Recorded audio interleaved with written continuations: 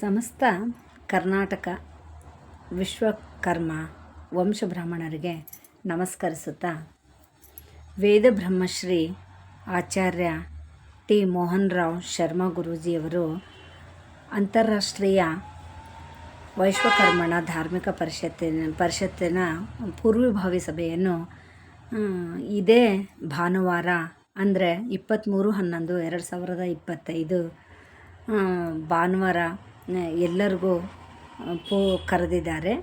ಪೂರ್ವಭಾವಿ ಸಭೆಯಲ್ಲಿ ತಾವೆಲ್ಲರೂ ಆಗಮಿಸಿ ನಿಮ್ಮ ಸಲಹೆ ಸೂಚನೆಗಳನ್ನು ಕೊಡಬೇಕಾಗಿ ಕೋರುತ್ತೇನೆ.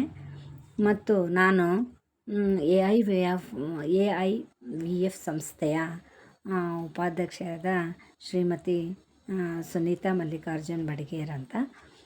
ನೀವೆಲ್ಲರೂ ಬಂದು ಈ ಕಾರ್ಯಕ್ರಮವನ್ನು ಯಶಸ್ವಿಗೊಳಿಸಬೇಕಾಗಿ ಕೋರುತ್ತೇನೆ.